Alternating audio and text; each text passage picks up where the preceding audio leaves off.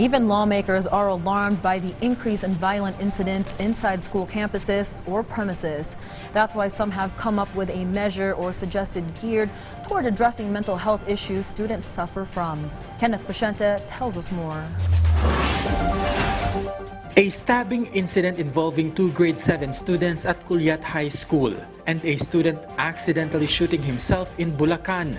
These are just some of the violent incidents involving students inside school premises. That's why legislators are pushing some laws that will respond to the mental health of students. Earlier, the Senate Committee on Basic Education headed by Senator Win Gatchalian discussed Senate Bill number 379 or the Basic Education Mental Health and Wellbeing Promotion Act, which aims to institutionalize the programs related to the mental health of students in the basic education system.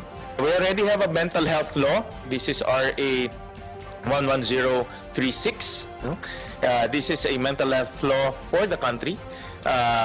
What we are proposing is a mental health program for our basic education system.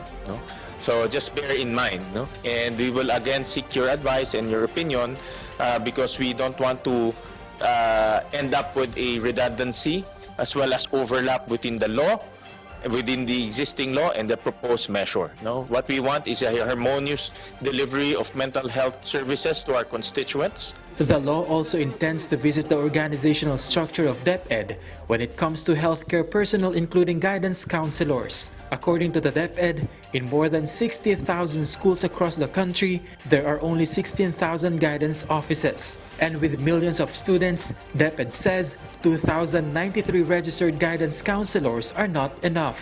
The ideal ratio is not hit. The recommended ratio actually is 1:250.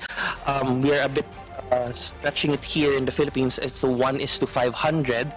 But if you look into the numbers, 2,000 and 28 million, that's 1:13,394. So clearly there is a gap to be filled. One of the reasons DepEd sees is the low wage for guidance counselors and high requirements. But Senator Raffy Tulfo said there are many who want to apply, but the padrino system should be abolished. Maraming unfilled position sa DepEd na hindi po na-fill mga teachers sapagkat si superintendent, si principal, iniintay pa po yung kanilang mga kamag-anak, anak ng kanilang mga kumare na mag-graduate.